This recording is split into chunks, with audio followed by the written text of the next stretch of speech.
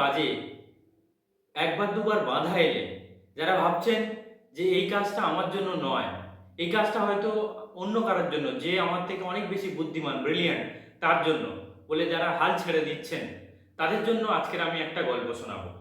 একবার ৭-৮ জন বালক এক জায়গায় দাঁড়িয়ে তারা বচসা করছিল একটা বিষয় নিয়ে। বিষয়টি হলো যে তাদের মধ্যে কে সেরা। তো কিছুক্ষণ বচসা করার পর তারা সিদ্ধান্ত নিল যে কে সেরা এটা তারা বিচার করবে শিক্ষক মহাশয়ের কাছে গিয়ে। তো শিক্ষক মহাশয়ের কাছে তারা গেল, গিয়ে বলল যে আমাদের মধ্যে কে সেরা আপনি ঠিক করে দিন।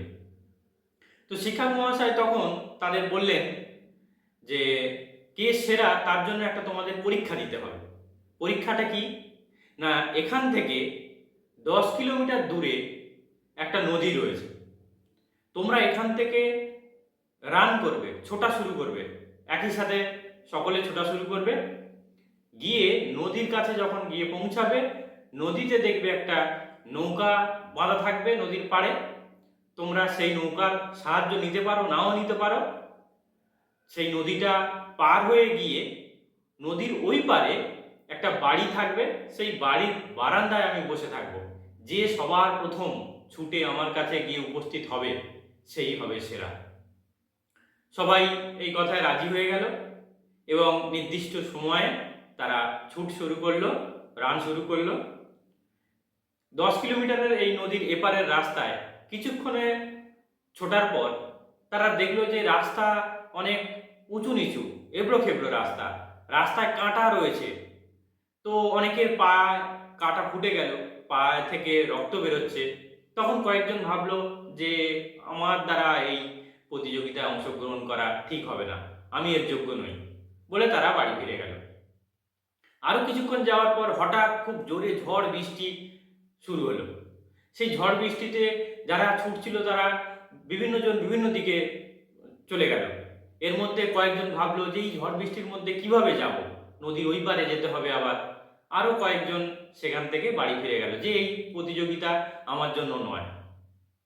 তারপরে বেশ কয়েকজন যারা বাকি ছিল তারা নদী পর্যন্ত গিয়ে পৌঁছালো। গিয়ে দেখছে যে গুরুমশাই বলেছিলেন যে নদীর পাড়ে একটা নৌকা বাঁধা থাকবে, দেখছে নৌকা নেই সেখানে। তো তারা ভাবলো যে নিশ্চয়ই কেউ না কেউ তাদের থেকে আগে এসে এখানে পৌঁছেছে, সে নৌকা নিয়ে নদীর ওই পারে চলে গেছে। এখন আর নদীর ওই পারে গিয়ে কি হবে, তারা তো ফেলই হয়ে গেল, তারা তো অকৃতকার্য হয়ে গেল, তারা ব্যর্থ হয়ে গেল। আর কি নদীর ওই পারে গিয়ে তাদের কোনো লাভ নেই। তাই যে কজন নদী পর্যন্ত গিয়েছিল তারাও সেখান থেকে বাড়ি চলে গেল। অবশেষে একজন নদীর পাড়ে এলো, আর একজন যে তাদের যে সবাই ছুটছিল তার মধ্যে থেকে শেষে যে ছুটে ছুটে আসছিল সে নদীর পাড়ে এসে উপস্থিত হলো। ততক্ষণে ঝড় বৃষ্টি থেমে গেছে।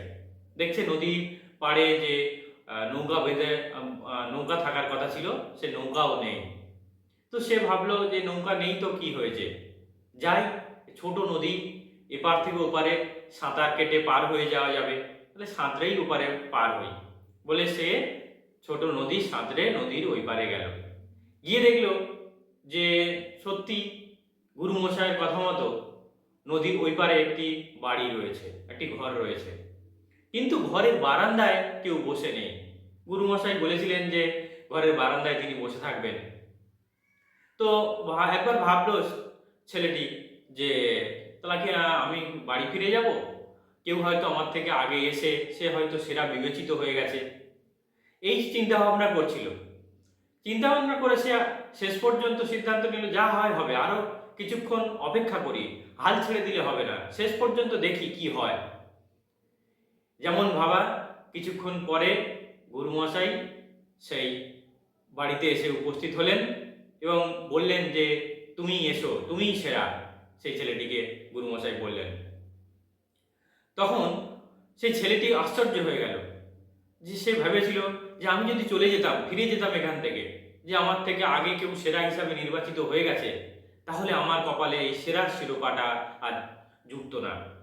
ছেলেটি অবাক হয়ে গুরুমশাইকে প্রশ্ন করল যে গুরুমশাই আপনি বলেছিলেন নদীর ওই পারে একটা নৌকা থাকবে যেটার আমরা সাহায্য নিতে পারি নাও নিতে পারি, কিন্তু আসার পথে কই নৌকা তো আমি দেখতে পেলাম না।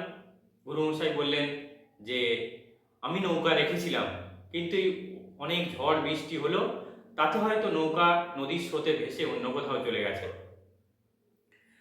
তো তখন ছেলেটি বলল, সে না হয় বুঝলাম গুরুমশাই, কিন্তু আপনি তো এইখানে ঘরের বারান্দায় বসে থাকবেন বলেছিলেন, কিন্তু এত দেরি করে এলেন। তো গুরুমশাই বললেন, আমি ইচ্ছা করেই দেরি করে এসেছি, দেখছিলাম কে প্রতিযোগিতায় শেষ পর্যন্ত টিকে থাকে। ঠিক একইভাবে আমাদের জীবনেও যে কোনো সমস্যা এলে সেই সমস্যায় আমাদের অংশগ্রহণ করতে হবে। সমস্যা থেকে পালিয়ে গেলে হবে না, সে যত কঠিনই সমস্যা হোক না কেন। আর একটা জিনিস, হাল ছেড়ে দিলে আমাদের হবে না। আমাদের মধ্যেই রয়েছে সেই সমস্যার সমাধান করার কৌশল, সেটাকে আমাদের খুঁজে বার করতে হবে। তাহলেই শুধু পড়াশোনা নয়, জীবনের যে কোনো কাজে আমরা সফল হতে পারবো। তাহলে আমাদের একটাই জিনিস মনে রাখতে হবে যে আমরা শেষ পর্যন্ত আমাদের লড়াইটা দিয়ে যাব। যতক্ষণ না আমরা কৃতকার্য হচ্ছি, যতক্ষণ না আমরা সফল হচ্ছি, ততক্ষণ আমরা আমাদের শেষ লড়াইটুকু লড়ে যেতে হবে।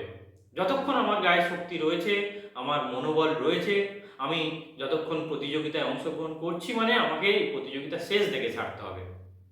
তাই আমি বলবো, যারা আমার ভিডিও দেখছো, সকলে জীবনের লড়াইটা লড়ে বাঁচো। লড়ে বাঁচার মধ্যে অনেক আনন্দ রয়েছে। লড়াই করে বাঁচো।